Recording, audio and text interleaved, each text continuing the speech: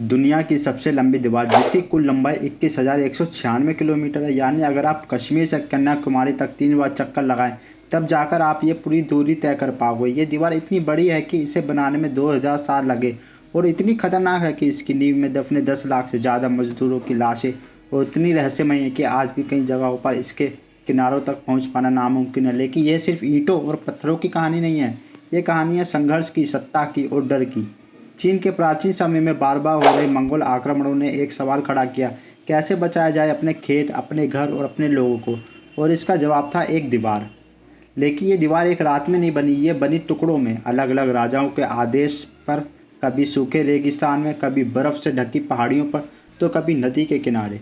जहाँ तक दुश्मन आ सकता था वहाँ तक ये दीवार फैलाई गई। पर क्या ये सिर्फ सुरक्षा के लिए बनी थी या इसके पीछे कोई और गहरा रहस्य था? क्यों इसे द ग्रेट ऑफ चाइना कहा जाता है और क्या वाकई ये दीवार अंतरिक्ष से दिखाई देती है?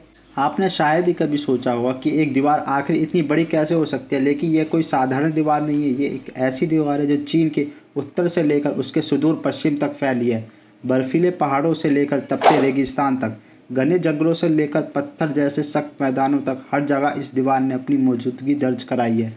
मतलब इतना लंबा रास्ता कि अगर कोई व्यक्ति हर दिन 40 किलोमीटर चले तो भी उसे पूरी दीवार पार करने में 18 महीने लगेंगे। और अभी तक इतिहास में सिर्फ 3 ही लोग ऐसे हैं जिन्होंने इसे एक सिरे से लेकर दूसरे सिरे तक पार किया है। लेकिन ये दीवार एक सीधी रेखा में नहीं बनी है, ये टुकड़ों में बनी है। कई जगहों पर एक दूसरे से समांतर है, तो कहीं ईंटों से, तो कहीं पत्थरों से, तो कहीं बस मिट्टी और लकड़ी से बनी है। यही कारण है कि इसे एक दीवार कहना थोड़ा गलत होगा। ये असल में दीवारों का एक जाल है जो साम्राज्य को जोड़ता भी है और अलग भी करता है। इससे दीवार के कुछ हिस्से इतने दुर्गम इलाकों में है कि आज भी वहां पहुंच पाना असंभव जैसा लगता है, और कुछ हिस्से इतने सुंदर है कि लाखों टूरिस्ट हर साल उन्हें देखने आते हैं। लेकिन ये सवाल है कि जब ये दीवार एक ही बार में नहीं बनी तो इसकी शुरुआत आखिर कहाँ से हुई? किसने पहली बार ये सोचा कि एक दीवार दुश्मनों को रोक सकती है? इसका जवाब छुपा है इतिहास के उन पन्नों में जहाँ शुरू होती है इस दीवार की असली कहानी। कहते हैं कि जब डर हद से ज़्यादा बढ़ जाए तो दीवारें खड़ी की जाती है, और चीन की महान दीवार भी एक ऐसा ही परिणाम थी। ये कहानी शुरू होती है 2000 साल पहले, जब चीन एक एकीकृत देश नहीं था बल्कि छोटे छोटे राज्यों का समूह था। इन राज्यों में सबसे ताकतवर बना शाहजहां प्रांत, जहाँ की उपजाऊ ज़मीनें अक्सर मंगोलों लुटेरों की नज़रों में रहती थी।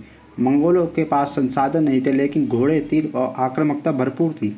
वे आते, लूटते और वापस चले आते। इन बार बार के हमलों ने लोगों को थका दिया। तभी एक नाम उभरा, किंग शियांग। चीन का पहला सम्राट था। 223 बीसी में उसने एक बड़ा फैसला लिया कि सभी राज्यों की छोटी छोटी दीवारों को जोड़कर एक विशाल रक्षात्मक दीवार बनाना। और यह सिर्फ एक रक्षात्मक कदम नहीं था, बल्कि ये सत्ता की नुमाइश भी थी। हर ईंट में सम्राट की शक्ति छुपी थी और हर मोड़ पर उसकी चौकसी। लेकिन ये दीवार बनाना आसान नहीं था। अब सवाल ये आता है कि इस दीवार को बनाने के लिए इतने सारे मजदूर आखिर कहाँ से आए? तो जवाब है कि कैदी, किसान, युद्ध में पकड़े गए सैनिक, जिन्हें ज़बरदस्ती इस निर्माण में झोंक दिया गया। कहते हैं यदि कोई थक जाए या मर जाए तो उसे वहीं दफन कर दिया जाता था। इसलिए इसे दुनिया का सबसे लंबा कब्रिस्तान भी कहा जाता है। कई सम्राट आए और गए पर दीवार बनती रही, कभी तेज़ी से तो कभी धीमी गति से। कई वंशों ने इसमें अपनी अपनी छाप छोड़ी, लेकिन एक चीज़ जो इस दीवार में हमेशा समान रही, इंसानी पीड़ा। इतिहासकार मानते हैं कि इसे बनवाने वालों की संख्या 20 लाख से अधिक है, जिनमें से लाखों की जान चली गई। लेकिन इन बलिदानों के बावजूद सवाल अब भी बरकरार है, क्या ये दीवार वाकई चीन को बचा पाई? इस सवाल का जवाब इतिहास की क्रूर सच्चाई में छुपा है। इतने सालों तक मेहनत, लाखों लोगों की जानें भी, 2000 सालों में बनी एक महाकाय संरचना जो अंतरिक्ष से देखने का दावा करती है। और फिर भी इतिहासकारों की नज़र में ये प्रोजेक्ट एक फेलियर क्यों कहलाया? क्योंकि ये दीवार जो विदेशी आक्रमणकारियों को रोकने के लिए बनाई गई थी, उन्हें रोक नहीं पाई। 13वीं शताब्दी में मंगोल शासक कुबल खान ने इस दीवार को पार कर चीन पर कब्जा कर लिया, और 17वीं शताब्दी में मानचू लोगों ने भी इसी दीवार को लांघते हुए मेंग राजवंश को गिरा दिया। यानी दीवार थी तो सही, पर पूरी तरह से कारगर नहीं थी। कुछ हिस्सों पर वह अधूरी थी, कहीं पर देखरेख नहीं थी, और कुछ हिस्से तो समय के साथ कमजोर पड़ चुके थे। और सबसे बड़ी चिंता यह थी कि जिसे चीन की रक्षा के लिए बनाया गया था, वह चीन के अंदर ही राजनीतिक विभाजन का कारण बन गया। कुछ विद्वानों का तो ये भी कहना है कि the great wall of China सिर्फ एक प्रतीक थी, डर का और नियंत्रण का। सुरक्षा की आड़ में शासकों ने जनता पर अपना दबदबा कायम रखने का एक रास्ता निकाला।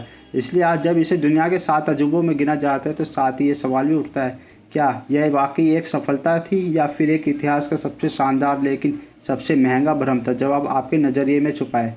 लेकिन यह तो शुरुआत थी। इस दीवार के साथ जुड़े हैं कई मिथक, कहानियाँ और रहस्य।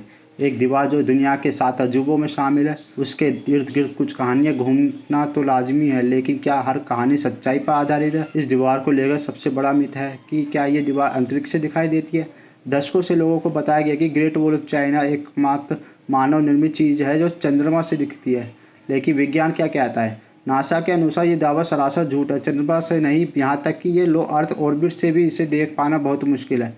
इसका दूसरा मिथ है कि ड्रैगन से जुड़ी रहस्यमय कहानियाँ। कई चीनी लोक कथाओं में कहा गया है कि एक पत्थर का ड्रैगन उड़ता गया और मजदूर ने उसकी पूंछ के पीछे पीछे चलते हुए दीवार का रास्ता तय कर लिया। अब वैज्ञानिक तो इसे मानने से रहे, लेकिन चीन की संस्कृति में ड्रैगन शक्ति, सुरक्षा और शुभता का प्रतीक है। इसलिए कई लोग मानते हैं कि यह कहानी केवल एक इमेजिनेशन है, एक तरीके से दीवार को जीवित बनाने की एक कोशिश। अब सवाल यह है कि इसे ग्रेट वॉल ऑफ चाइना क्यों कहा जाता है? तो शायद इसलिए कि ये दीवार सिर्फ ईंटों की नहीं, बल्कि इंसानी जज्बे, सत्ता की लालच और डर की बुनियाद पर बनी है। एक ऐसी संरचना जो जितनी ठोस दिखती है वह उतनी ही अपने इतिहास और कहानियों में उलझी हुई है। पर क्या ये दीवार अब भी अपने मकसद को पूरा करती है, या अब सिर्फ एक टूरिस्ट डेस्टिनेशन बनकर रह गई है? वो दीवार जो एक जमाने में लुटेरों से सुरक्षा का प्रतीक थी, आज सेल्फी, कैमरा और टिकट लाइन का हिस्सा बन चुकी है। हर साल 1 करोड़ से भी ज़्यादा पर्यटक ग्रेट वॉल ऑफ चाइना को देखने के लिए आते हैं। कुछ फोटो खींचने के लिए, तो कुछ बस ये कहने के लिए कि मैं वहाँ गया था। लेकिन क्या पूरी दीवार देखी जा सकती है? बिल्कुल नहीं।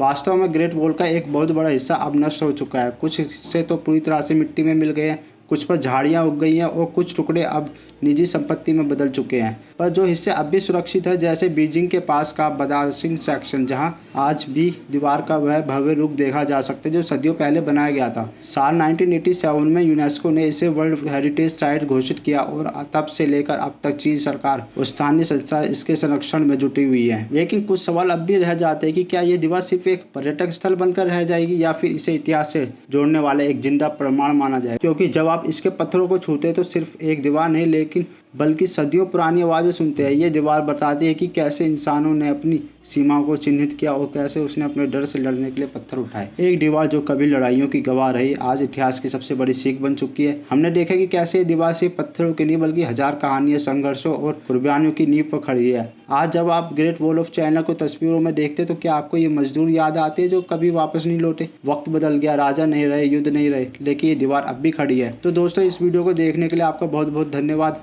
वैसे आप हमारे वीडियो कौन से शहर से देख रहे हो मुझे कमेंट में ज़रूर बताएं। मिलता हूँ आपसे एक नए वीडियो में, तब तक के लिए नमस्कार।